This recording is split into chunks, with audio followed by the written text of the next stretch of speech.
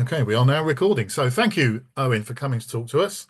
Very much appreciated. And we already mentioned it prior to starting this that it was Louisa that brought us together. She was down at the bookshop in Abergavenny, I think, was it, for an That's right, event yeah, for that a book happened. signing. Yeah, that So was me. our member Louisa, with her book How to Leave a Group Chat, had an event down in Abergavenny. Met a fellow writer, and that's great. That's what it's all about, contacts, isn't it? So, how long have you? This Yeah. is Bookish, is the bookshop, isn't it? Is that the one? So yeah, I've been working there just over a year now. Yeah, it's gone quick. Excellent. Yeah, brilliant. And they're in Abergavenny, but they have shops elsewhere, or another shop elsewhere as well. That's correct. Yeah, the first one is in Krakow. So yeah, Okay. two. That's just up the road from Abergavenny. Yeah, it's It not is. far. Yeah. Splendid. So we'll talk about your books in a moment. We'll get onto that, but I wanted just to do a bit of background first because books isn't the only thing that you write, is it? You've got you also write for stage and screen. So can you tell us a little bit about the other things that you write as well, please, Owen? Yeah, sure. So it's a funny story with me because I was a carer. That was my main job for a long time, Mhm. support worker, and in a day centre supporting adults with learning difficulties and mental health problems. And then after a while, about 5 or 6 years after I did that, I went to uni a bit later to do a creative writing course.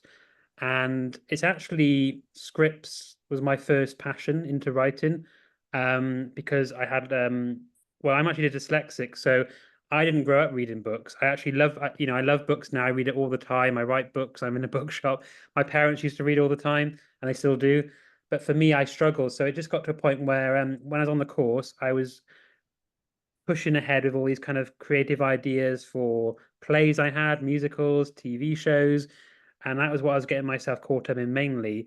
But being on the course and seeing how much I wanted to get into reading because of all the interesting discussions we had about novels and how to learn to write novels, um, I really got into that side of it, and I got more into that really actually. And towards the end of the course, we had to write so much of a story, and I wanted to finish it off anyway. And when lockdown came at the end of my course, so it was a really good time to just focus on getting this book done. But yeah, it's actually with the plays and the TV shows and things like that. That's where my passion lies. But even though we put on some of the plays and musicals and stuff, and they've gone down really well, and we made a TV pilot for our show, I find that industry very hard to get into, and I really find it really a real struggle to actually make a career in that. So for me, still my passion, and we still kicking ahead with those kind of things. But books is a really good way of kind of getting your ideas down a bit more easier. Like the book world is still difficult and it's still got so much competition. But for me, I just think that's a more easier road to go down to kind of complete what you're doing. Where with the plays and the TV show, we've done a lot, but there's still so much more we could do, and it's still trying to get further in that field. But yeah, but the TV show is like it's basically just about it's set in Bristol because I was living in Bristol at the time in my course. It's where I met George. He lived in Bristol. He grew up there. And I wrote just a kind of story about these characters that were just struggling in the modern world. And it was just kind of character driven, really. But when he came on board, because this is early on when we met, he really liked the script that I gave to him because I said, "Would you like to work on this project with me?" Mm. And he saw there was a lot of potential in the fact that he thought it was very political. And he said, let's make some of these characters activists. And that's when we developed it into kind of a show about activism, but not in the normal sense that you normally like, like in the pilot that we actually made, you don't see anyone on a protest march or anything. That comes later in the story. We wanted people to get behind the characters. And like I said, I wrote them as the characters initially and what their day-to-day problems were. So it came naturally that they were that this backdrop of activism was in it. And it's become very political. And the thing is, things have become very political more in mainstream media now. I would love to get that series made, and we're still looking out there for rich people, or investors, or companies that have got the money to make it for us. So we're still talking to people and trying our best to get out there. And as you say, it's online where people can watch the pilot, and we're just trying. If anyone likes it like we do, we love it. It's our main thing that we want to get out there. And with the Called, play, tell us what sorry, it's called so we can find it. It's called so Square, I think, isn't it's just called Square. Yeah, and it's really funny because I wrote the title Square, and I thought, oh, I'm going to have to change this title. I wasn't fussed on it to begin with, and it's just stuck. And I know a lot of people say that, but it did. It just stuck because I kept saying, I said to George, "Oh, I think of a better title along the way," and we never did. And we actually just thought, actually, it's a perfect title because I know there's things out there called Square or The Square or things with similar or Square in the title, but we thought actually it doesn't matter because it's his own thing, and it can mean so many things. You know, you can be like, it's Square can mean so much things, and I think this story covers all that and the metaphorical things that link in with that. And of course, the main character in one of the opening scenes in the pilot, he's doing an art course and he makes a square earth because he's trying to be all artsy with that. But yeah. Splendid. But and you actually have been able to make the pilot episode, so that's viewable Yeah. on the It's website too. yeah. We got a website and I'll send you the links. You can pass them on. It'd be great because Yeah. we want people to really watch it. And we made it. We had to raise 8 grand to make that, and we basically we wrote it early on in our when we were writing, me and George together, when we got to know each other, and we did lots of things in between. But then in 2019, the year after we wrote like the first script, we managed to put like a video together of some of the characters, like a little short reel, a show reel kind of thing. And then we obviously got lockdown and all that, and we thought let's just plan and let's crowdfund and let's just try and make this pilot. And we Mhm. did. And after the first uh lockdown and we were allowed out, we all still had to wear masks and stuff when we were filming it. But we managed to achieve an 8 grand worth pilot, which came out really well, we felt. We Mm. screened it at Watershed in Bristol.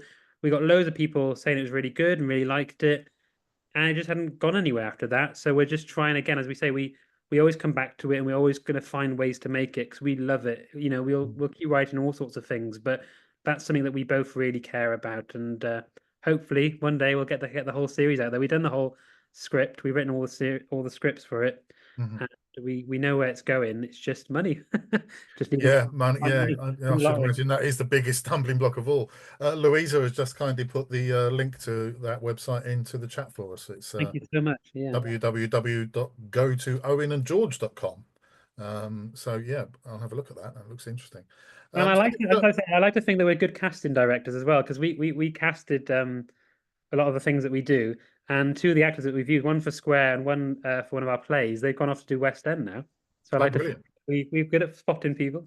Excellent. Good stuff.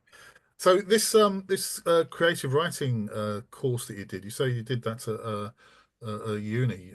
Yeah. What did it cover? Was it covering all of the different sort of disciplines and forms of creative writing, including stage and screen? Then that was Yeah, so it did films, TV, it did plays, it did novels, and it in the first year it's kind of like experimenting and being a bit all hippie-ish with it actually. It was kind of like, really getting to like poetry and describing what a poem about a lemon, so all that kind of surrealism and stuff. But yeah, as it went on, it was just kind of nailing how to write quite big scripts or not just short stories to novel writing. It's just yeah. getting bigger with your ideas and what you're trying to produce. But yeah, it was all about just trying to find ways to help you as a writer and just giving techniques and ideas out and finding ways that work for you really. That's how I saw it. Yeah. It was more about just listening to what they say, but use what's the best for your methods because we're all different, aren't we? And how we put things together. So it's just finding what works for you. So yeah, That's a common refrain we have in our meetings with Caversham writers. Actually, is that yeah, there's no right and wrong way to do so much in the field of writing that it's usually a question of finding what works for you. yeah, Sort of you can have diametrically opposite ways of doing things, and it works for one person and not another, and vice versa. So it's finding the right way. Is that really the biggest takeaway you found from that course? Is that the sort of most valuable learning from it? I think so. Yeah, because the thing is, I had good and bad experiences on the course. Like there was one lecturer early on who had to kind of back away. He was reducing his hours, and they got someone else on board. And it's a real shame because he was the guy that was doing all the scripts and mainly plays. His background is plays and stage, and I loved working with him. He's real good fun, and he really believed in trying to help me, because he could see that I was keen to get certain things done, and he was really on board helping me with my side projects as well as the university stuff. But then when we later on they brought in like someone from the industry who's like did film and stuff and TV, I didn't really get on with him, I'm afraid, but I found it hard to work with him, and Mm. I think maybe that's why I got a bit put off, and I fell into the novel writing side. So maybe it worked in my favor for that, but it Yeah, didn't disappoint me at the time because it's like TV was my real passion at that time, and I didn't feel he was connecting with me or I connected with him. So that was the downfall in that one. But like I said, there was some good lecturers, some good lessons on the course, and I wouldn't regret. I don't regret doing it. I think I've learned a lot just from my own, because you've got to learn in your own way anyway. It was just nice mm, to see all these different people talking about it and stuff, and just yeah, being around creatives is always great. So it that's is. That's the biggest thing for me about running this writers group is that mm, I still say that I don't really know anything about poetry, but I do know an awful lot more now than I did before I started working with this group of people, yeah, amongst whom there are some poets. And so, yeah, just learning about other genres and styles of writing, it opens up so many more possibilities for you. So, yeah. you mentioned the TV show Square is sort of quite political, and I Mm, think we'll come on to talk about your first book in a minute because there's a sort of, although it's fantasy, there is sort of there's a sort of political message in there a little somewhat. There's in terms of the themes of it, but also I think you also lean heavily on. You mentioned it, I think already. You also lean heavily on your work experience as a support worker, care worker, yeah, is that right as well. So tell us a little bit about that too.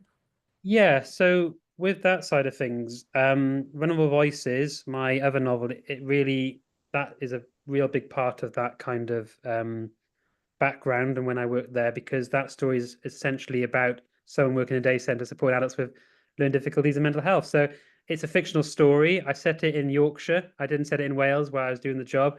And even though I do tap into some things in that book, those things did happen, and some of the characters I mix with different characters, kind of personalities or characteristics. But yeah, it's fictional, but I do tap into real experiences, and I think I'm really proud of that book actually, because when I wrote it initially, I didn't think it was going to turn into that.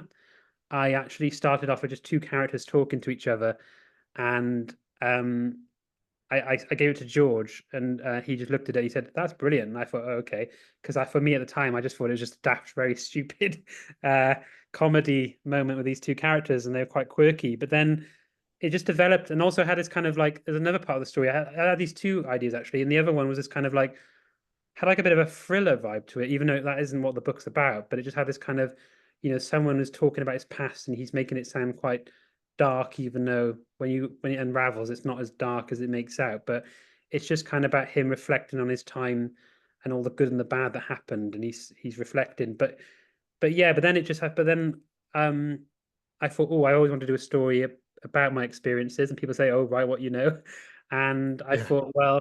And for a while, when I was learning to write, I didn't want to jump into that story straight away, what I used to do, because I thought, as an unexperienced writer, I'm just going to do all the wrong things in the sense of like, I know we said there's no right or wrong, but I know that I would have done something like, I would have focused too much to try and explain how I feel people expect to see that job. Well, I thought, actually, no, I know, I've experienced it. I don't have to be afraid of saying or doing things because I know I know what's likely to happen in those scenarios, even if they sound far-fetched if you didn't do that kind of job. So I thought let's just have fun with it and let's just make it a human story. And when I realized that, I thought, yeah, great, this has turned into how I exactly wanted it to be. And that's why I'm proud of it, because I feel like it hits a moment in time when I used to work there, but it's not too close to it actually being the real deal of what I did.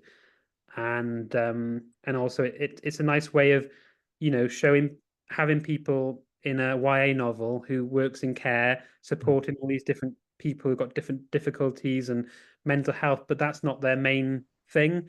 That's just like the backdrop, but you get to know these people and their lives and just how they interact with and all the there's humor, there's also emotion in it, and yeah, I'm really pleased with that. But like you said, it's great that you saw the political stuff as well, even in my fantasy, because Mm, I do tap into a lot of political stuff, not in the kind of like James Graham way, but in the kind of way of it's always there on the surface because our lives are political, and whether we mm, realize it or not, they always are, and it's always nice to deal with that with um with the humans at the heart of it. So I always like to, yeah, I like to try and do ordinary people mixing with this political system that we have. Yeah.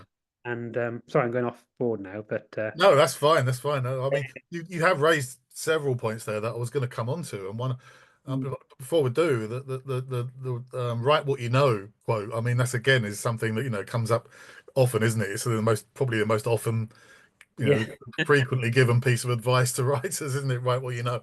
I always think it's kind of only half the story, though. Really, is that it's a good yeah. starting point, but writing what you don't know can be just as interesting.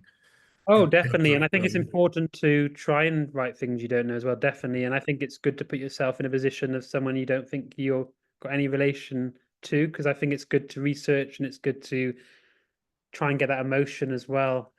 So yeah, because it's really interesting because like as you said, I worked in care, but people were still surprised when I wrote a short story once, which is based on Alan Bennett's Talking Heads, and you can find that on YouTube.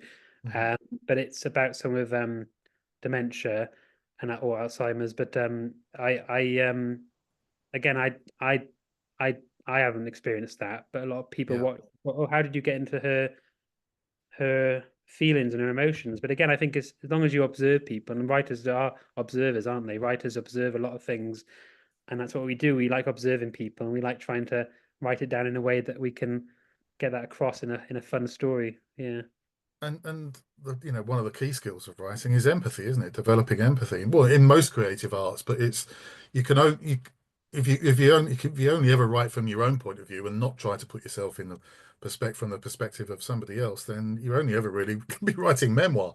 You're not really, yeah, exactly. it's impossible to write anything else, isn't it, without a degree of empathy and putting yourself in somebody else's place.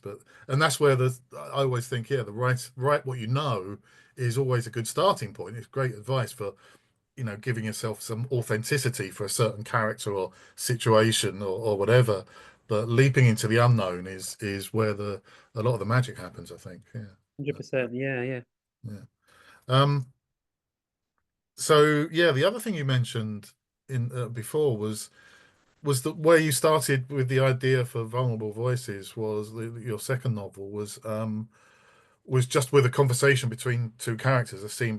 So, do you have a sort of typical starting point for a story, whether it's something that develops into a novel or a TV or stage thing or whatever it may be? Do you start with a situation? Do you start with a theme you want to write about? Do you start with a character? Is there a typical starting point for you?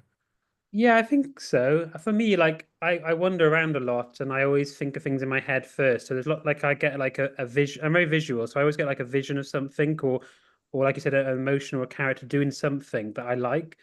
And then I try and spin that and think, well, what could I do to connect that with something else that I've been thinking that's worthwhile?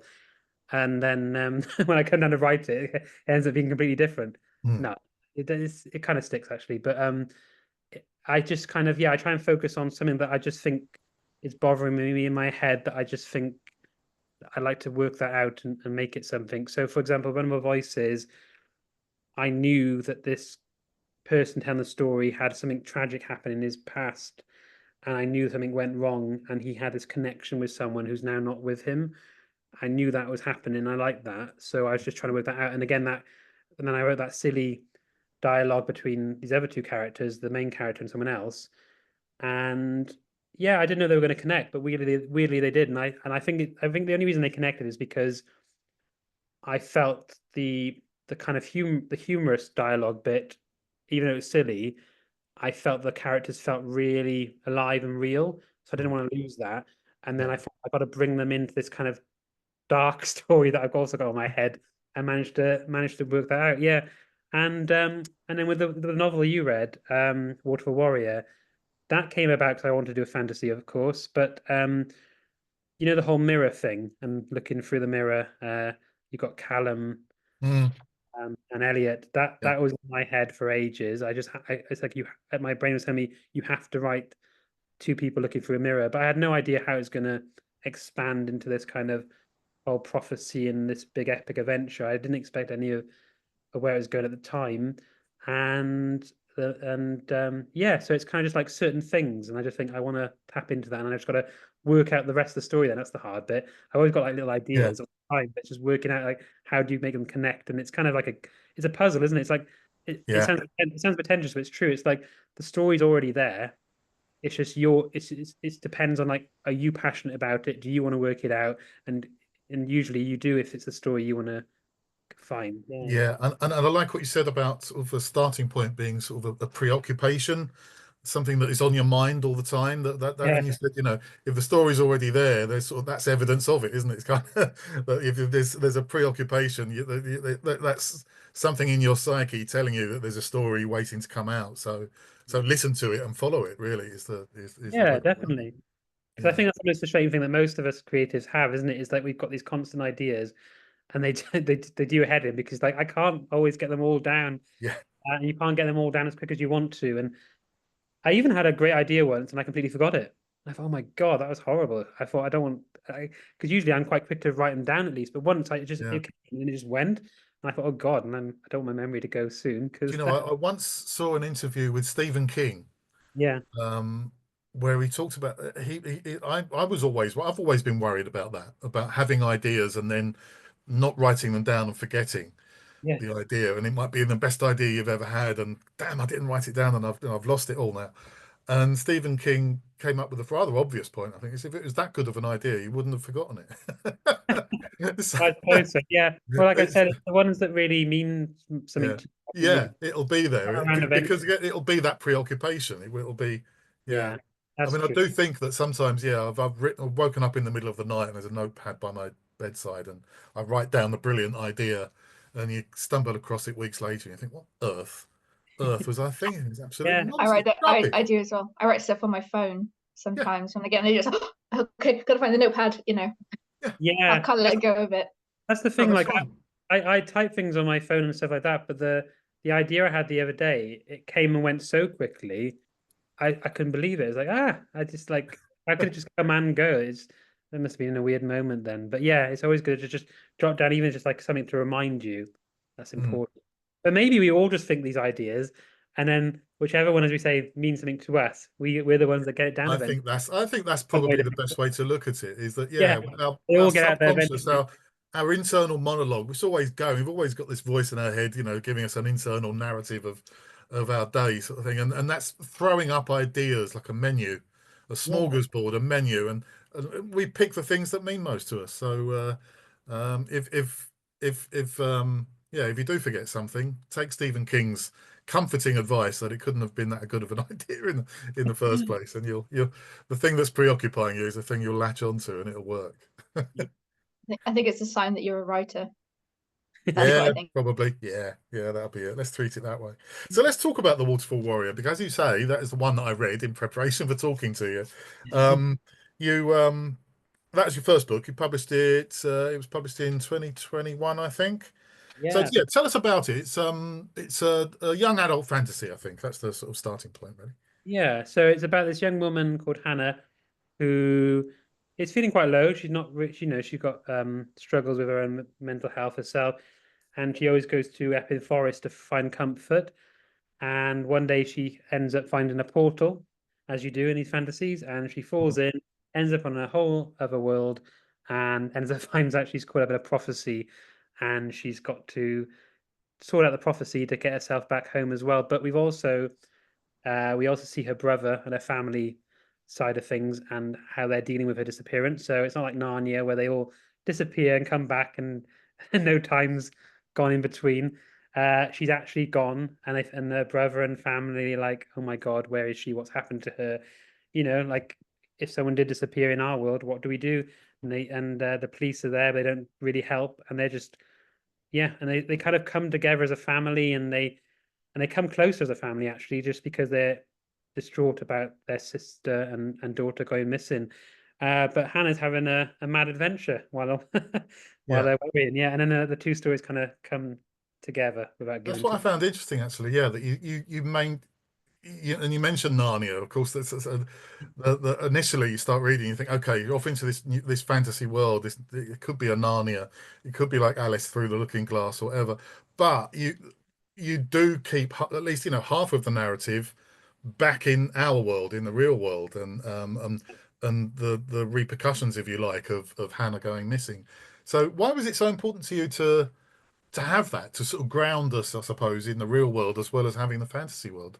Because even though I love fantasy, I'm always someone who just always wants to bring it back to the normal world and human beings and their little things that they, that makes us, great. Because, there's lots of horrible things about humans, but there's wonderful things about us as well. And I like to tap into that. And yeah, I've always been into, when growing up, watching shows, as I said, mainly shows because I got into books later, where it would be, yeah, mixing the two. So something more, something odd in our world I think is a bit more exciting than just being constantly in another world. Like I love Lord of the Rings and I love all that, but for me, it's nice to bring it down to earth. And yeah, you've got to have a bit of our world always there, I think. And that's why I like The Subtle Knife out of the Philip Pullman books is my favorite Mm. one because he does the similar thing, um, where it's back and forth to normal world and unusual world. And I love that. Yeah, I just think it makes it more magical actually if you do that. You know? It, yeah, I mean, it almost can make it a cross between fa pure fantasy and, I suppose, magical realism, in that you've got a normal, real, normal world going on, and people in that world having to kind of take on board and accept a magical element to the life and just go with it, which is Yeah, kind of the magical realism sort of thing side of things, isn't it? But it's is yeah. there is there an expectation, a reader expectation, I suppose, of what fantasy stories should be, or young adult fantasy stories should be? Or did you feel that you were conscious of trying to meet any expectations in the genre, or did you just think, no, this is the story I want to tell, and it doesn't have to conform to a certain expectation? That's an interesting one. So for me, I think yeah, I think when I write fantasy, I find it the hardest thing to write because I think what I always worry about, and this is why I was saying to you earlier before we got the proper talk going about with the sequel, I've been really struggling to get that happening, but I'm almost finished it with it now. I'm at the editing stage, so just typing it all up, and I'm finally getting somewhere with it. But I felt I'm always worried about making it really exciting with other books that I write. I don't like with Vulnerable Voices. I didn't care if it was exciting or not because it's just about ordinary things going on. But always got this fear because for me, I can get excitement from someone just talking and having a cup of tea. But you always got this worry about people expect you've got to have a full on adventure, and full on epic things going on. So I'm trying to make sure I get that in there.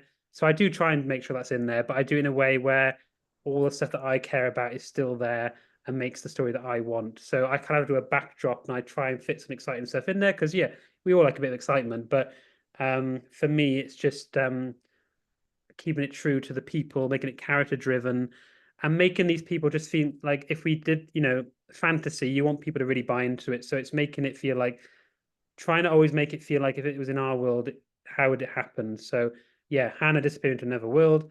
How would it how would it affect us in real life? And again, like you mentioned about political stuff, I think did you notice like in Water for Warrior, I deal with the class system. I feel Mm, the mm. animals are always looked down upon, and you got the gatekeepers who are like the people that put the barriers on people. And so yeah, so I'm trying to make it like our world with the kind of political system as well, with things like that. Yeah, I mean, I was looking at that, the way in which, yeah, because the world that Hannah finds herself in has, talking animals are sentient talking creatures, same as us in that sense. But yeah, there is it's stratified, isn't it? And I remember I made a note actually as I was reading it of is this a sort of a class stratification, or is it a sort of metaphor for minority groups? Races, or there's Totally. all of that in. You can read it in more than one way, I think. Was that intentional? Definitely, yeah. Because well, I say definitely. I think initially I didn't really think about that, but when it started to click, I went into it deeper. So yeah, with the Warrior and the Hurrier, I didn't initially go, I'm going to set out to show that, but yeah, naturally the Warrior and Hurrier thing was a nice thing to do because obviously without again don't want to spoil it too much, but those characters kind of get a bit closer with each other, don't they? But the two backgrounds of their races have got this kind of history that they just despise each other and the Harriers look at the Warriors with like their filth, and I think that's a really interesting thing. Yeah. And we all do what we all see that in our world that people look down at people and other people in minority groups suffer because of the background that they're in. So yeah, it was really fun actually to get that in the story. Yeah. And you mentioned it's character driven, and each chapter is told from the point of view of multiple different characters, not just our main Yeah. protagonist Hannah, and I suppose the two main protagonists would be Hannah and her brother Callum, who's Yeah. looking for her in the real world. But each it's not just alternating between their points of view. You've got chapters in the first person from the point of view of several, four, five, six different characters, I think. Mm. Why was it important to me? Why was it important for you to expand that point of view beyond the main two protagonists? Well, it wasn't planned actually, because it was just when I was writing it, I think it was George actually that suggested I should do it from Faye's point of view. And I think I said no. And then eventually I was like, actually, that would be quite cool. I gave it a go and it actually came out really, really good in the end. I wasn't sure I'd be able to do that. And then again, and just naturally, I think it came where we thought this angle of the story, we need to kind of see Carol's point of view actually, because there's a lot of her in it, isn't there? And everyone sees her a certain way. Mm. And when I was showing George my drafts and stuff, I think we just came together naturally with thinking, yeah, it'd be good to have her point of view as well. And I don't really enjoy writing Carol, but I'm really pleased when we get the end result because I love the character. I love reading her side of the story. But for me, it didn't come as easy because I think because she's the one that deals with all the political stuff on like the heavy side of things rather than just the kind of metaphor side of things. So definitely important, and I love the character, and it's great reading it. But yeah, that was a bit of a challenge, I suppose, and as a writer to do hers because she's a bit more full on. Yeah, there's a lot. Yeah, I see what you mean with her. Her chapter or chapters. In one chapter in particular, there's sort of very much some key information released in that one, isn't there, Yeah. from her point of view? So it was worthwhile making the effort for getting inside her head, I think. Yeah, That's the bit that makes me go loopy as a writer, which is why I love fantasy, and I'm proud of the book, and I'm nearly there with a sequel, hooray! And I'm planning to do a trilogy. But I think it is really hard. That's the hardest bit is to make up things that are not real. In a real world, you can work things out, but trying to make sense of something that doesn't make sense, you've really got to make it sense because you want the reader to really buy into it. So you've really got yeah. to work hard on that. So when you achieve it, it's a wonderful feeling. But in the early stages, you're just going, and then you have moments where you're like, why do I bother? And I've had many of those. But you can always fall back to it, and it's always worth it in the end because when you do reach it, it's a good feeling. But you get those horrible moments where you're like, "Oh God," and you contradict yourself as well. You got to go back. But I was going to ask you about that actually, Owen, because yeah, yeah, the one of the things with fantasy, I suppose it's sort of also true of science fiction, is that you're creating worlds that don't exist currently and that have their own rules, yeah, whether it's magical rules or futuristic science rules or whatever it might be. And it's easy to think, well, you can just make anything up, then that doesn't matter. But of course, it does matter because you've got to have some form, like, some consistency in the sort of rules that you do invent. Otherwise, yeah, the reader will feel cheated if someone just clicks their fingers and solves the problem. And so, exactly. how do you go around sort of getting your head around that? What the rules of your world are? Well, I think the rules, it's like I said, it's good to go back to our world, and it's good to maybe, even though you are making stuff up and you are trying to make it fantasy, it's good to still always go back to what works in our world and just use things that tap into that. So that's a good way of structuring it. But yeah, it's I find that bit the hardest what you were saying about you really want to make sure the reader buys into what you do because it's such a sad thing if you work that hard and then someone just goes, well, that made no sense. You Yeah, you have books, really well-known books out there that people will slag off, and even ones that you love, and you go, "Oh no!" And you're thinking, you don't want that to be said about your book, so you're never going to please everyone. But that's the bit that does worry me, and think I really want to make sure it's believable and people can buy into it. Yeah, but again, I get George to he reads a lot of my work, and my mum, and I get other people, and we do little workshops, and that's yeah, important because I think what's really key is to remember is that you bring these ideas and you are the writer, but you've got to have other people on board to help you. And yeah, a lot of big writers they always say they're thanking loads of people, and it's important to have that anyway because you're always going to have your way of looking at it. So you need these other people saying what they like and dislike about it to help you structure it and make it better as well. And I really like that because I think even though it is an individual project writing a book, at the same time it's teamwork as well because Yeah. we that's life, isn't it? We all get ideas from each other and we all help each other in different ways, and Well, that's really that's what Caversham Writers is all about, providing that kind of hey, there mutual we are then. support as well. That's have you That's ever been a member of? Have you ever? You know, I mean, you've got your little you've got your own sort of support structure, as it were, yourself yeah. with George and other people. But have you ever been a member of a writers group or circle, or do you have other Um, beta readers that look at your stuff? no, I haven't yet, but there's one being set up in October in Abergavenny soon, which is great. And the person setting it up is someone I've got to know through the bookshop. She's a local writer. She does children books, and she's called Claire Fays. I think it's Claire Fays. Is it Claire Fairs? Like Claire Fairs. Yeah. Sorry, that's bad, isn't it? But she's a really good writer, and she set up a local group, and I'm thinking of going to that. I think that'd be really cool because it'll be people from different experiences and different backgrounds of writing, and it's like a supportive group like the one you do, it seems. And yeah, I think I'll join that. I think that'd be really fun. I don't know if it'll go down well for me, but I'd like to give it a go. I think it'd just be nice to meet other writers and have that kind of encouragement and a nice place to just have a chance to write. Yeah, but Oh, I think it would be good. I mean, you know, you get from it what you will. I mean, I mean, I hope our members will concur that they get a lot out of yeah, Caversham writers, and Absolutely. I've been coming for good. years, so yeah. There Yep. you go. I good. just Do it, wanted to Owen. touch on before we move on from Waterfall Warrior, and in particular the sort of political themes of it.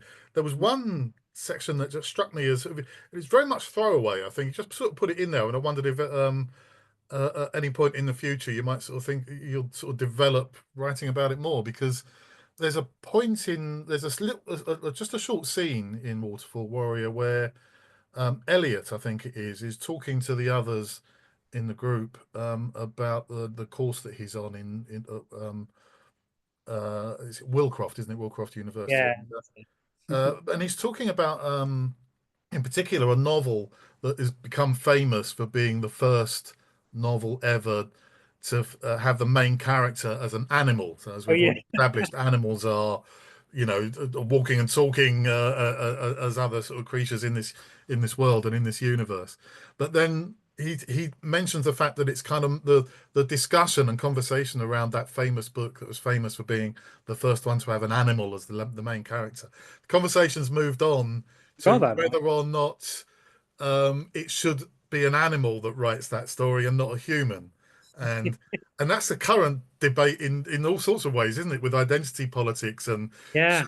should, I don't know, disabled people be the only people to write about disability? Should trans people be the only people to? It's a big discussion, isn't it? It's huge. But it also touches onto what we were talking about earlier in terms of, for all of us as writers, we need to have empathy and the ability to be able to write from other people's point of view. So is that something you'd think you'd write about in the future? It's a big topic, I know.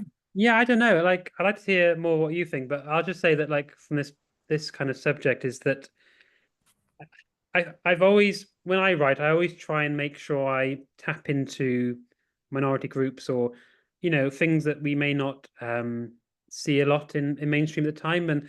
And I think it's great that we naturally do just progress. And I think, when I was growing up, I think naturally I was seeing things get more different kind of backgrounds and people in stories, and I thought that was great. But now it's got to a kind of weird point where it seems quite forced, and I don't. And I think what's scary is that I think the powers to be, or the kind of big mainstream, they've jumped on this kind of, oh, this is what people want, or they think it's what people want, so they don't do it in a natural way, which will be Mm. good. So instead of finding a natural story where they think, oh, that's done well and that's great, and promote that, it's gone into directions like you've seen people just throwing it in there because they want to kind of tick a box or just feel that they're doing what they think's right to just kind of keep in the limelight. But it's dangerous territory because I think this is where the kind of wars come in, because you get the kind of, the real far right, or the real kind of certain people who are against that kind of thing, and then you've got people who are not against that kind of thing who are really rooting it for it, and you got me in the middle actually, where it's kind of like I don't. I want to just write things that I believe in and care about. I see empathy, and I think yes, we need more people with all different types of qualities in writing, and we do need equality needs to be a thing, but it should come naturally. And I keep using the word naturally because it just feels forced, and I don't think forced is good, because then you're going to get things that just could be better. Rather than saying, "Oh, this is so and so that is this," and yeah, it's an interesting one, isn't it? Because I think everyone's got a different view on it. But for me, it's just Mm. like, I've got gay characters in Waterfall Warrior, Yeah. but I just did that because it just felt right with the characters. And everyone's got a story, whatever background you come from. But yeah, I just don't like there's lots of things out there now where it's just like, oh, you know before you're going to read the book that this is their kind of political agenda, and I think that's weird. Do you know what I mean? Yeah, I do. Yeah. Yeah, I'd rather just have my own point of view. And I think, and also because like I feel like it doesn't seem genuine as well. So like, if I really felt a writer was really writing someone from a minority group that I thought, oh, this is done well, you can enjoy that. But sometimes you just feel like, oh, they're just doing that because they're just doing it, and it doesn't come off in a really good way. And then this is what Yeah, for. yeah. I mean, it could be that. Yeah, you mentioned box ticking. That could be one thing. It could also be sort of jumping on the bandwagon. This is the latest trend. I'm going to write in this. Write this because that's what everybody's putting out, and that again is sort of not the sort of natural progression of things. But It's a difficult one, isn't it? Because I don't want to say like, yeah, no, you shouldn't be doing this, but at the same I time, know, I know. That's why I raised it because it yeah, is a difficult one. It's worth yeah. talking about. I It's think. just Yeah. it's like it's from one extreme to the other.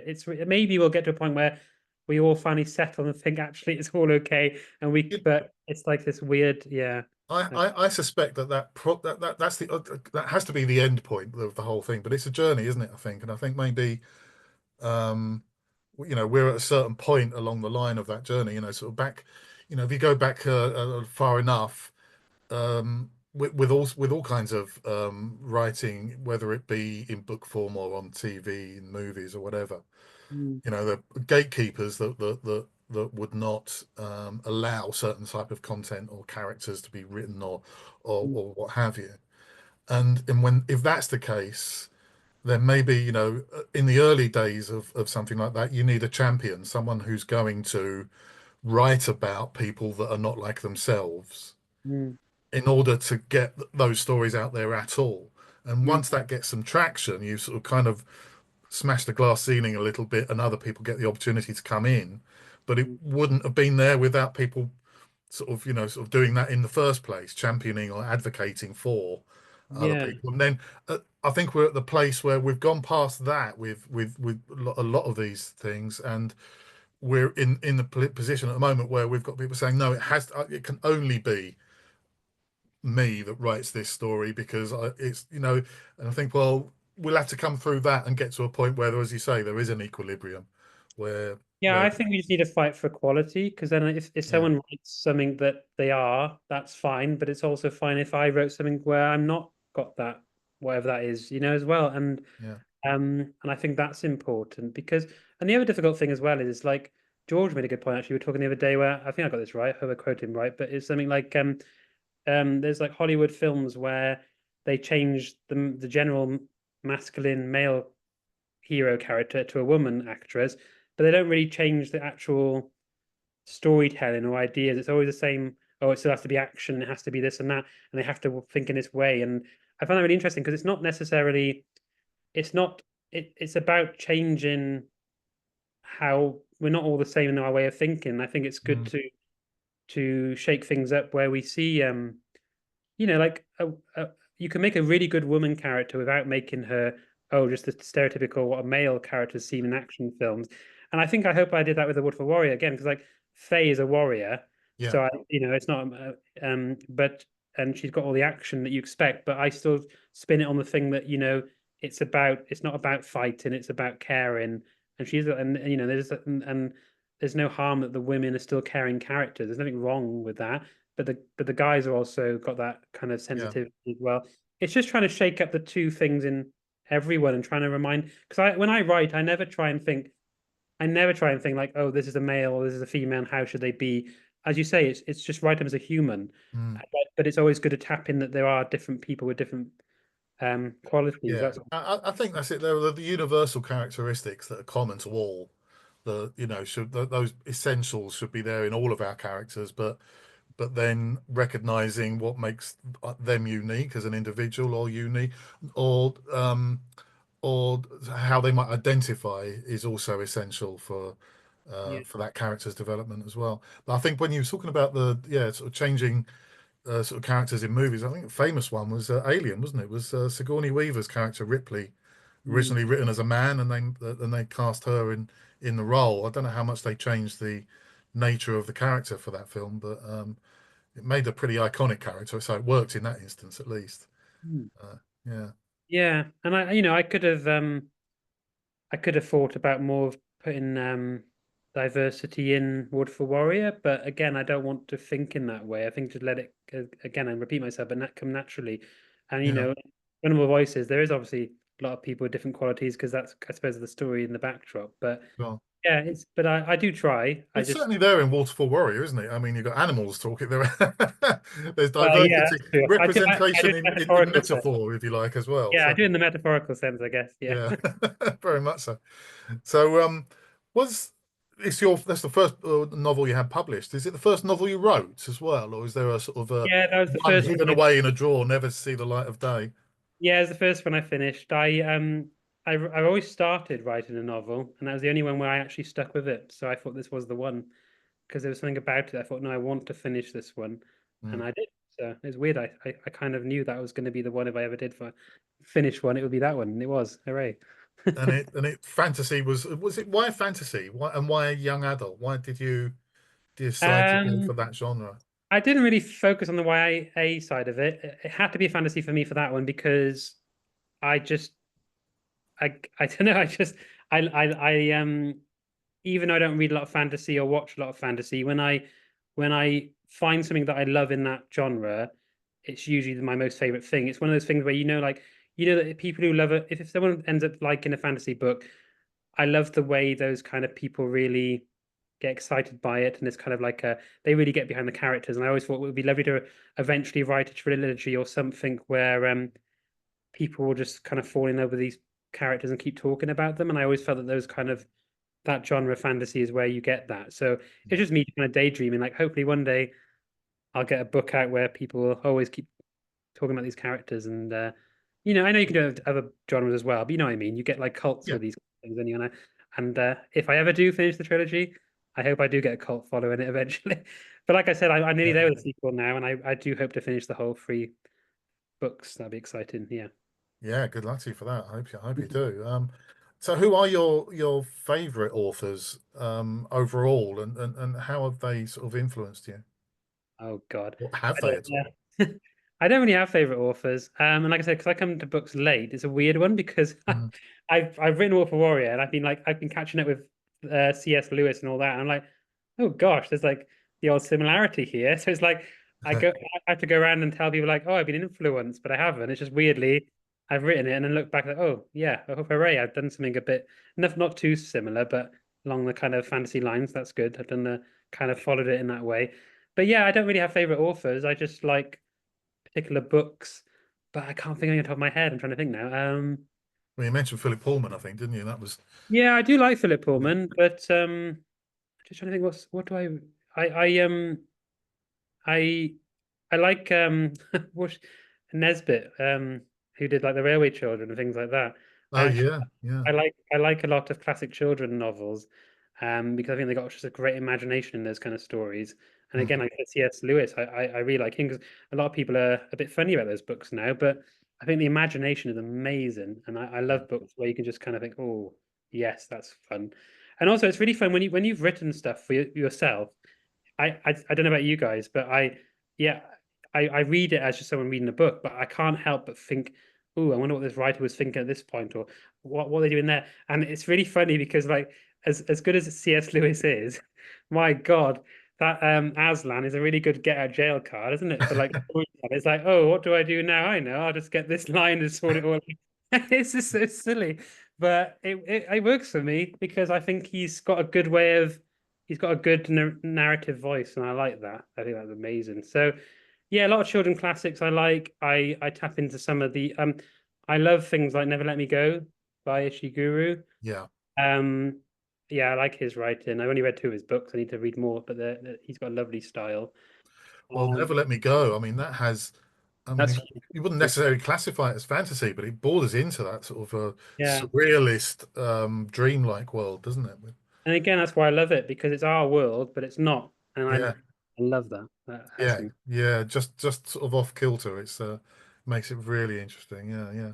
So let's talk about getting published, because of course we're a writers group, and we've got Louisa's with us, has got herself published, and others are aspiring. And so, what was your route and path to publication? Did you, because your the first book, Waterfall Warrior, was published through Matador. Yeah. Second one through the Book Guild, which is who Louisa was with, Yeah. and they're hybrid publishers, I believe, aren't they? So, did you start off looking to go down the more traditional mainstream route of publishing and look for an agent, or was it always going to be looking for more control in terms of a sort of self-publishing route? Yeah, so I went down looking for agents and I just really didn't get anywhere with that. I messaged so many people and just didn't get anywhere. And I did all I could to try and get an agent to get me onto a big publisher. That was my goal. Hmm. But then I just kept searching, searching and found Troubadour. And again, even though it's kind of like self-publishing, they only take on certain books and they would get it out there with all the other kind of books in all the other bookshops, and they did it in the same way as other publishers do. So I thought, well, that's great. So I sent it off and they accepted it. And yeah, 'cause I just wanted to get it out there as soon as possible because I believed in it. And then they took on the Book Guild took on one of the voices. I thought I'll send it off to Book Guild because they do publish and they're part of Troubadour, so it's the next step up. And they did take it on. That was really great. So yeah, I'm really chuffed with that.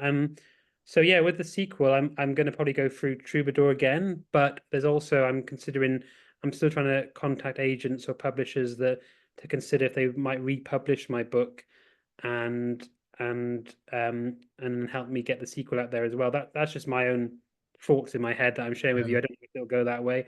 I don't know if that's possible, but I'm looking into it. But either way, I'll get it out there somehow. But yeah, it's a very difficult industry. It's very hard and competition. And I don't know what you writers think, but I'm going to be out there and saying I can't stand the way celebrities take over the book industry. I think it's an absolute shocker.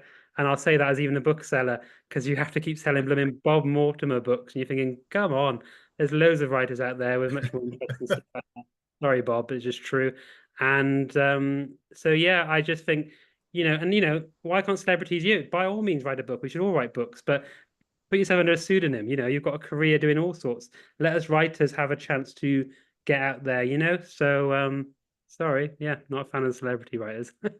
Yeah, I I mean, think I know exactly. I know exactly where you're coming from. It's so dominated by them, and on the one hand, I suppose you can argue that it could be the gateway drug for readers to get into a book by Richard Osman, and then they'll find someone else, Yeah.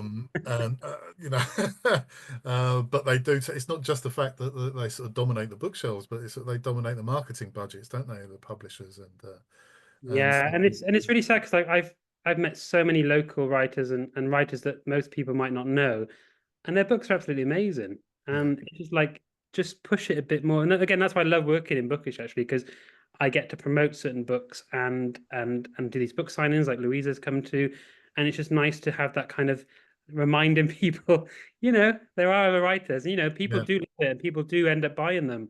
And it's great when they come back and say, "Oh, I love that." I'm like, "Yes, you wouldn't have known about that book if I didn't say."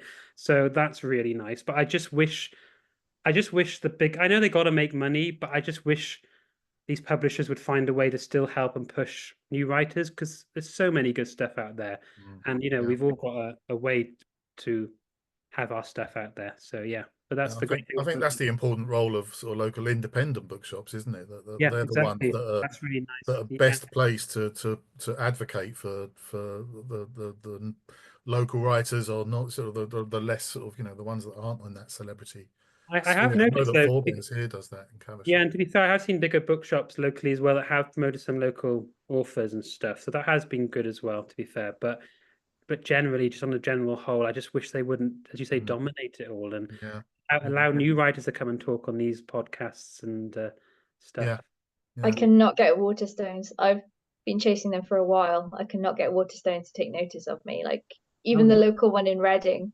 I've emailed them a few times. I've been in, keep but trying because I, yeah, I, I, okay.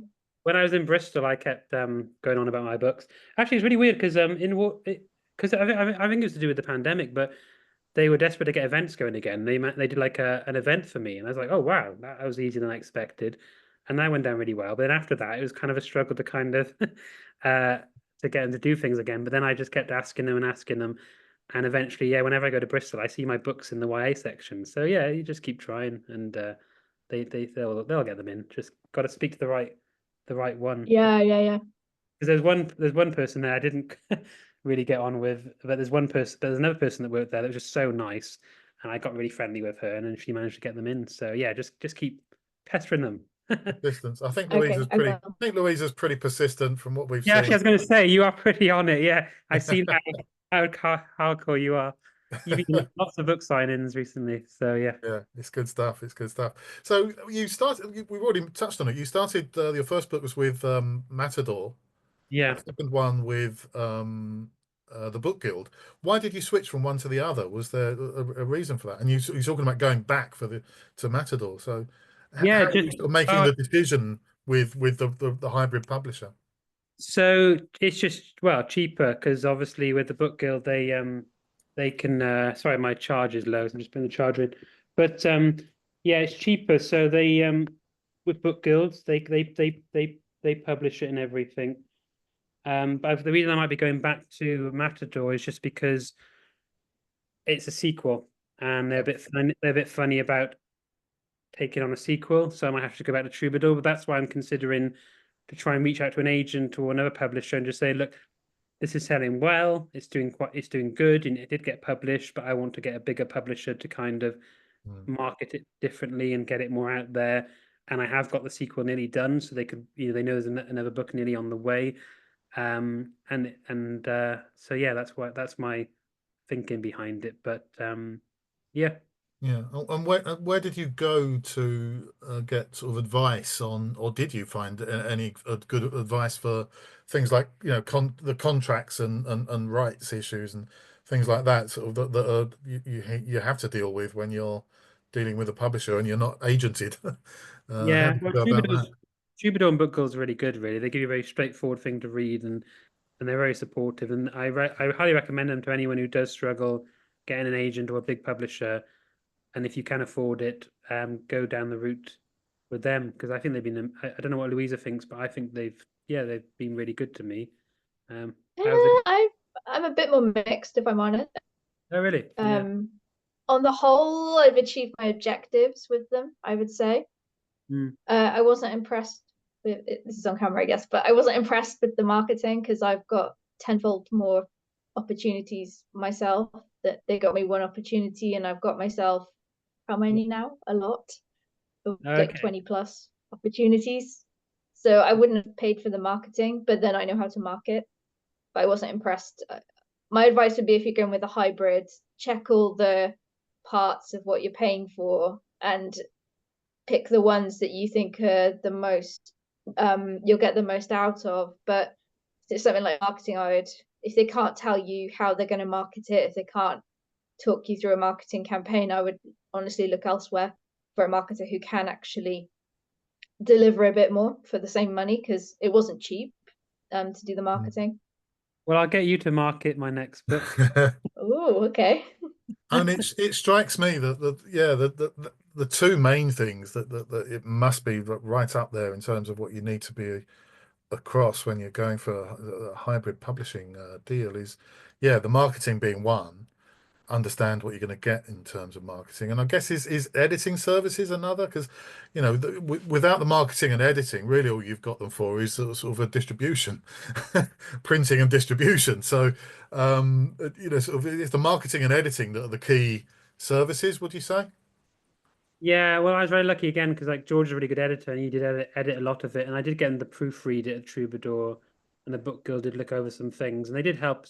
But there's still I think there's one mistake in both books still, which really and what's really annoying is they should have saw the mistakes in the second book. And in the first book, we actually pointed out the mistake, and they still printed it wrong. But they're very minor things, so I'm not that bothered. But if we ever publish them again, I definitely want to correct those. Now But that's going to bug me because I didn't spot it. yeah, it's a really minor thing. So I'm not. It's nothing to make me go, "Oh my God." Oh, actually, I did go, "Oh my God," but um, it's very minor. But they are there if you want to find them. I But might have to more go back interesting. and look for it. Yeah. So let's talk a little. Just we'll finish off with a sort of some fairly quick fire stuff around sort of your writing routines and things like that. So we've already covered what your sort of starting point for developing a story is. We sort of talked about that earlier, but the other sort of big question that I know a lot of writers hate being asked, but it comes up in our group all the time. It's a plotter or pantser. Are you someone that plots and outlines everything, or do you just fly by the seat of your pants and see where the story goes? I see where it goes. Yeah, you could call that lazy, I suppose. But no, I think we've all got different ways of doing it. And I just like to. Well, for me, I put a lot of energy into writing, and I find it a lot of think mentally. It's a challenge, and it's great fun at times, and it's great when you got the end product. But it's very hard, I find sometimes. So I just like to try and get it done because if I start plotting all that, I feel Mm, like all that time I could have just written the chapter and gone back to it another time and edited it. It'd been a quicker process. But having said that, um, there was a it's a funny story, I suppose, when you tell it, but I feel like with the sequel, I've been getting very stressed with it, and mentally, I've been struggling actually because this has been the most challenging writing thing I've ever done a sequel because I feel like you're trying to make sure it's as good as what you did in the first one, and you want it to be similar to the first one, but you also want it to be different in its own right. And so after this trilogy, I don't think I might change my mind, but for now I don't think I'm going to try and do trilogies or things like that again. I want to always have a brand new story. I think that's right. more exciting. But having said that, it's coming to an end now where I'm really enjoying it.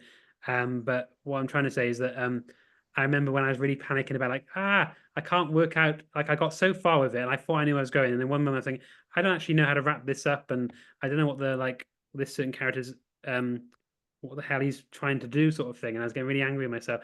And then George said, write it out, write the like a kind of synopsis, so you know. I'm like, no, I'm not doing that. I'm not doing that. And I got really angry. Like, no, I'm not doing that. And I got all stroppy because I'm pathetic like that. But then I came to my senses and I did write it. And annoyingly, he was right because then I suddenly worked it all out. But I don't normally do that, and I still probably won't do that. And George is now in the background cheering because he knows he's right. So that's very nice. But yeah, but normally I do just kind of just write it and see where it goes. And that's still my main thing. That's me. Yeah. But yeah, but I did plot it because I was losing my plot. Yeah, quite. I think it falls squarely into that category of what we talked about earlier of what works for you, doesn't it? Yeah.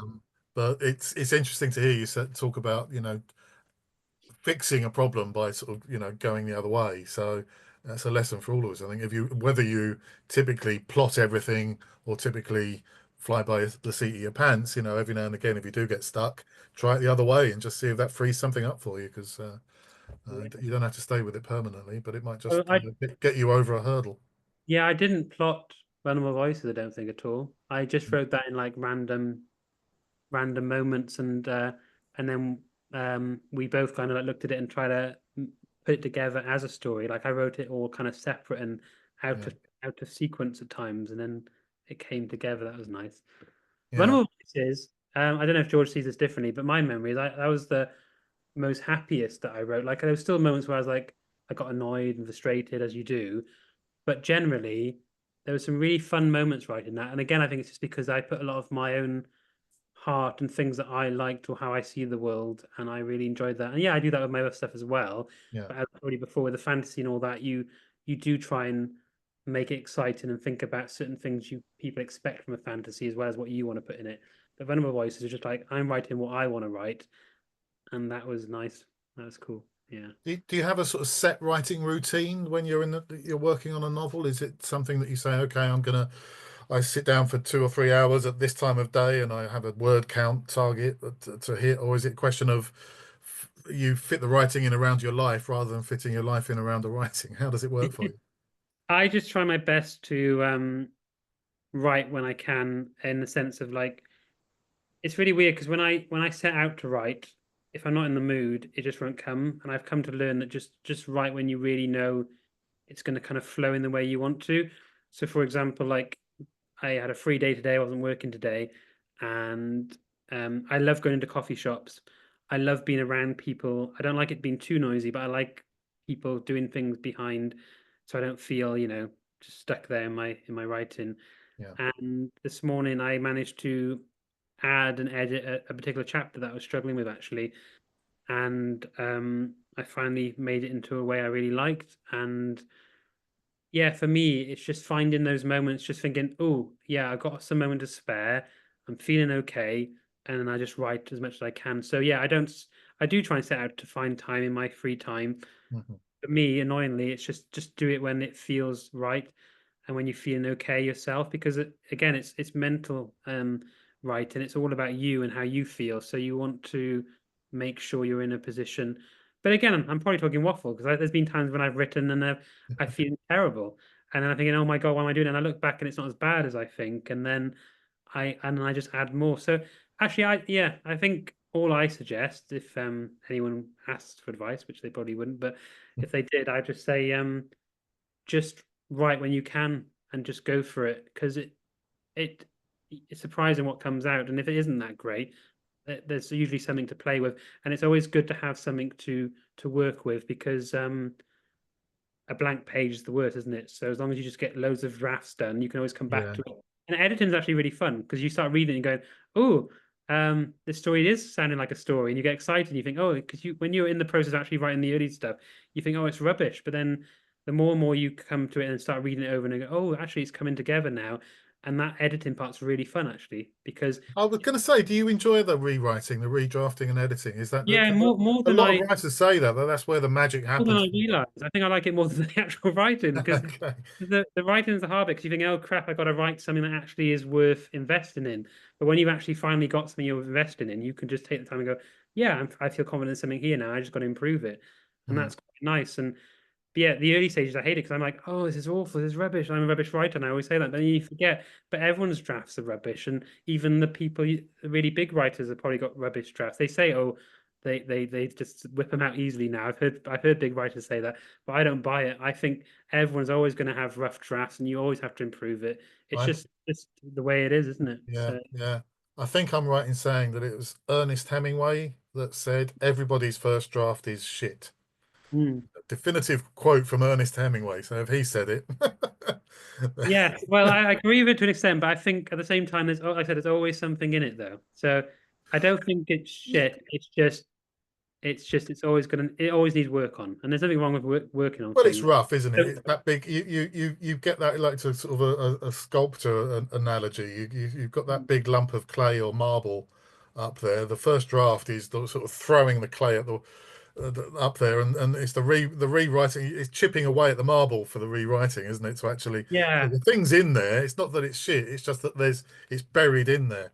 and I think as well, I got a big insecurity, and I think a lot about writing is about you. So I feel that's why it's hard for me, is because I love writing, and I do want to do it, but when I'm feeling low or anything, it's hard to continue sometimes because you're thinking, oh, I'm rubbish, but it's just it's just the way I'm thinking. But actually, yeah, you just got to keep sticking at it and just enjoy it. And we've all got something in ourselves to do this. If you love it, you've got to just keep going for it. So hopefully, I will, even though I keep moaning. I do moan. I got to be honest, but I do love the end product. As I said, I love hearing your views on what you've read of what I've done. I love that. I love the fact that I've created something that you've actually thought about and you've got ideas from what I've written. I think that's great. And that's a nice connection. I think that's lovely. I think that's what writing's about. So I really hope everyone else checks out my books, and I hope everyone's enjoyed listening to this. And also there's like videos and short films and things online as Yeah, well. I'll put all of this in our newsletter. I'll put the links Yeah. to those things in and If anyone wants to get in touch, if they like anything or want to ask a question, I'd love to hear from you. But if you yeah. don't like it, don't tell me. Well, we are pretty much at the end, so we'll just wrap up and see if anybody else has got questions. I see Tangina has just put something in the chat to do with publishing and approaching them, how to approach them. So I think that, from your point of view, that really comes down to the difference between, the traditional publishers that that were just not responding, but you were approaching what we call hybrid publishers who offer a sort of, for the right fit, is a contract that Mm. you engage in them with. And so what was your sort of method of approach? Does it differ from a publisher to publisher as to how you approach them. You go to their website and Yeah, submit so something. most big publishers, you have to have an agent. That's the barrier. So I would always say go for the agents first. Just do research, and it usually tells on the website how they want you to send it. So just look at the website and send it how they want. And as long as you follow that, you've done the best you can. And that's the first step. And then you can always look for publishers that may take you on if they haven't got an agent. And again, just do what the website says. But if for any reason you don't get accepted, don't feel downhearted. Maybe try Troubadour or look for these other ways of getting things out. But what I do try and advise though is that if you are going to go self-publish or hybrid or not the typical kind of big publisher road, do try and do it in a way that it's still going to get into bookshops or into like, check with your bookshop like where they normally get books. So we normally go through a supplier called Gardeners. So try and work in getting it published in a way that you're going to get onto that supplier, because it means you've got more chance the bookshop or your local bookshop will get it in for you, and it means that you can get it easily on any kind of website that other books are. So you've got Yeah, that you can join that competition, but try not, if you can't, then obviously just publish if you want to publish it. But for me, when I was looking for things at the time, I didn't want to do it in a way where I end up just on Amazon or something and I can't get it anywhere. I think that's a real yeah, disappointment. Then you don't want to go down that road. So just yeah, so try the big guns, but then just Troubadour is great. I think in the sense of it does get it in all the places other books are, and yeah, that's a feeling. And then because I tell people like you can order my bookshop from Waterstones, or it can be in Waterstones, and people go, oh wow, okay, but now I'm working in an independent bookshop. I say don't go to Waterstones. But yeah, quite. what I'm saying is that it's nice to know that you're going to have these links to show that you are on the same playing field and people take you more seriously. And I think that's what we all want. We want to, as writers, we want to be taken seriously. So yeah. Yeah, quite. I think that's really good advice. That's about making sure that whoever you're with is able to get your books into the local bookshops. That's something that Alex, that runs our local bookshop here in Caversham, Forebears, that's something Mm. he says as well when people are talking about publishing, He self-publishing or also hybrid publishing. Yeah. You know, Oh, yeah, I just finished by saying I had a lovely moment as well, because I go around saying get my book into bookshops. But we went to on holiday to York, and it was kind of like this LGBT/fantasy bookshop, and they had my book there. I actually went to them and said, "Oh, I'm a writer. Would you consider taking my book, putting my book in the shop?" And then George said, "Owen." I turned around, and he's holding it. Said they got it here already. I went, "Oh, fantastic. great. So shall I sign it?" So that was a lovely feeling to think, "Oh, wow, it's actually in a shop that I didn't Yeah. like push." So that was lovely. So yeah, it's amazing how it got out like that. So that was nice. Oh, that must have been a wonderful feeling. Really did. Yeah, that was really Yeah. nice. Fantastic. Is there any one thing? The last question for me, and I'll ask any of the others if they've got questions for you, but and then we'll wrap up. But if there's one thing about the whole process of getting published, or writing or whatever, one thing that you now know that you'd wish you'd known at the beginning As in about writing. about writing or about publishing, about the whole industry, really. Is there only one thing that you think, oh, if I'd known this at the start, everything would have been a lot easier. Or I wish I'd known this. Or is No, there no way of sort of reinventing the past, as it were? I think the simple answer is no, because like I kind of knew it's going to be difficult anyway. We all get a sense, don't we, that it's hard Yeah, to get a book out because everyone's like, "Oh, you got a book out," so everyone knows it's a hard thing to get done. So for me, um, no, just learning to write in my own way. That was just an experience, and but the publishing world and all that, I wasn't surprised really. Um, I yeah, I no, I got no for that because I don't think I could do anything differently because I think it's a difficult world. And I don't I think I've done all I could do.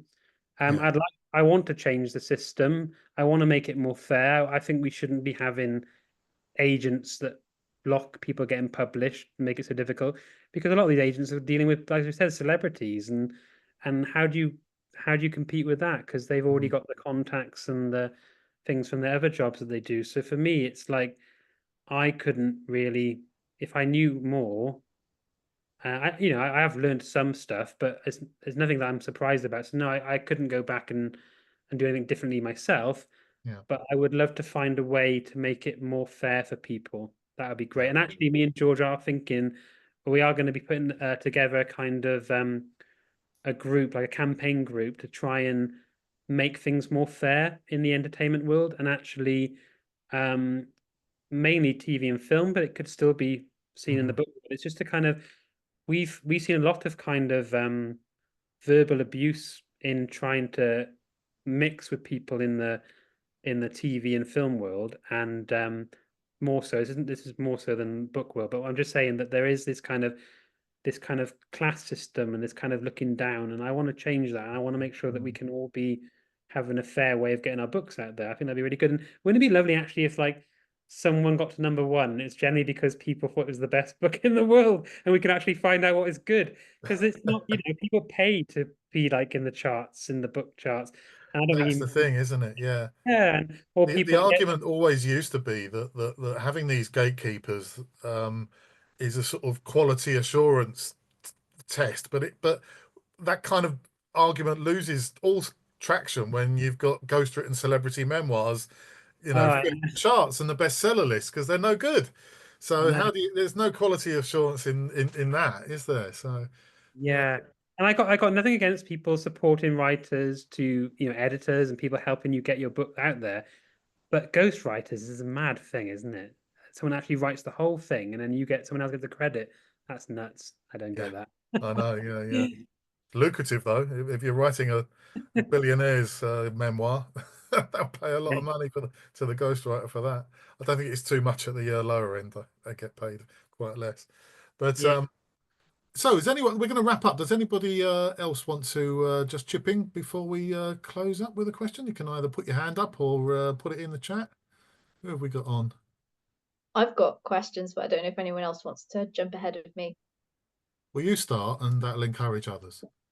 Okay. I had a couple. I was wondering if how working in a bookshop might have changed your perception of the kind of publishing industry, or how you might have arranged your own book.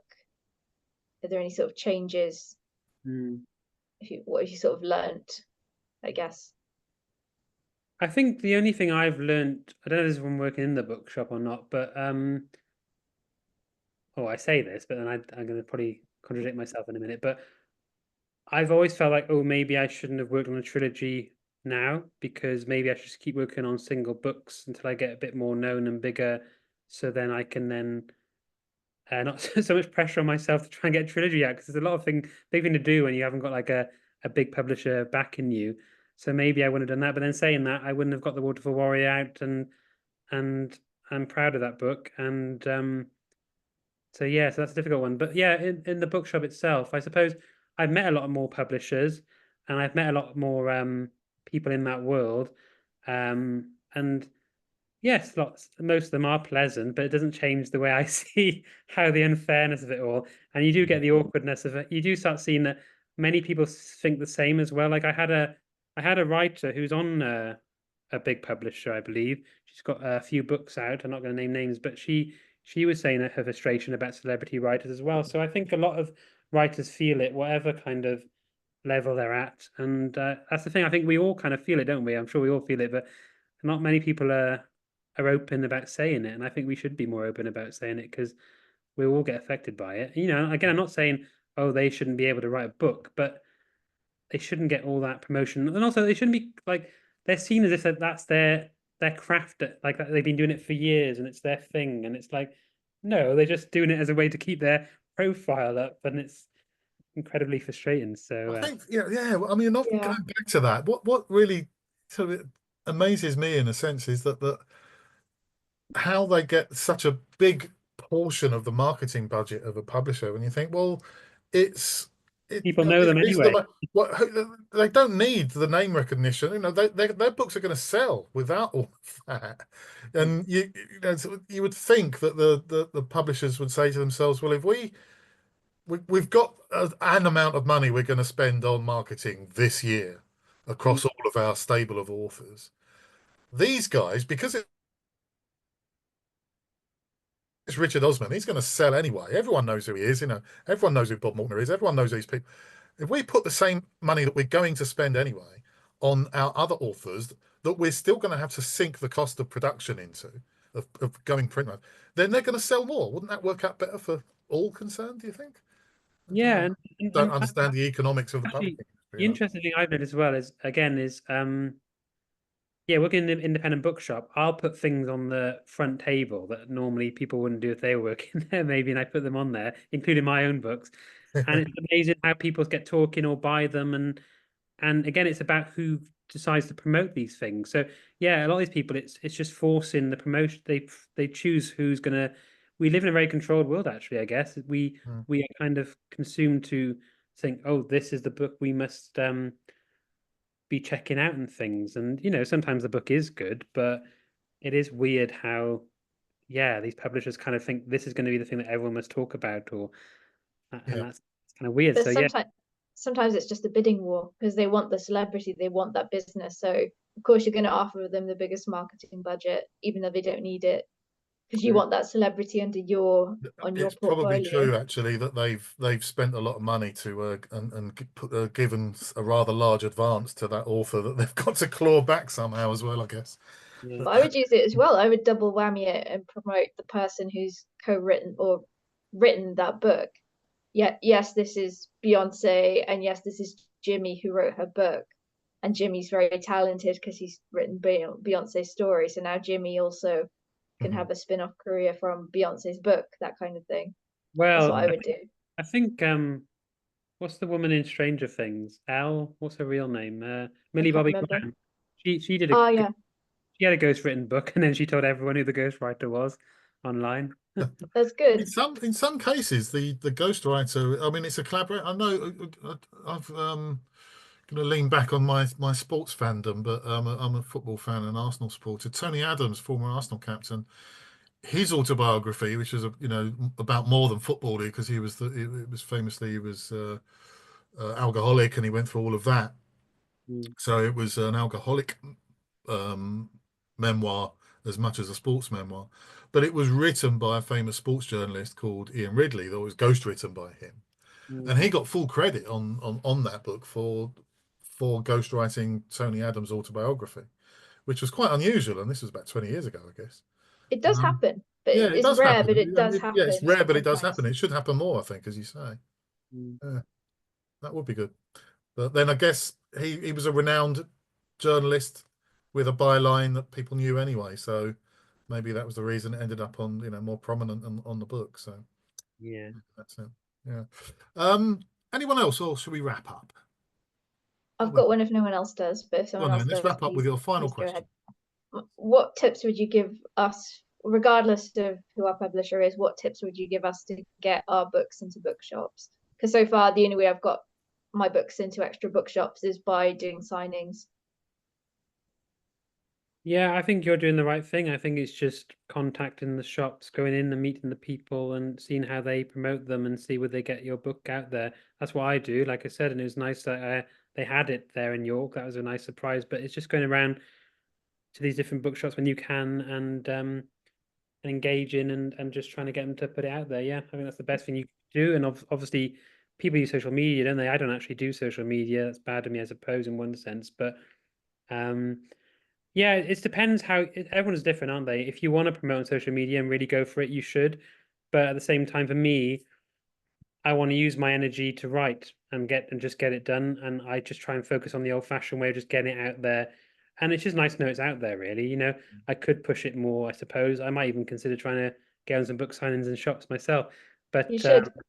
yeah, but maybe I'm a bit old school, but I like to just make sure the book's there and it's out there. And that's all I care about. But yeah, it's difficult, isn't it? Everyone's different. But if you really want it to be promoted heavily, just yeah, keep talking to people and trying to get on different things like this, isn't it? Just trying to be on different things and talking about stuff and just getting more people to know about it.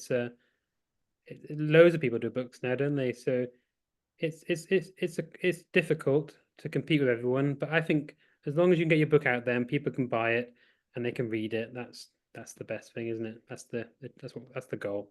And if we can achieve that, that's pretty cool. Good. I'm glad you have. Thank you. Um, so yeah, I look forward to the sequel. Yes, I think it is actually nearly there. Hooray! Good stuff. Pleased Hope to next hear it. year I can get it out.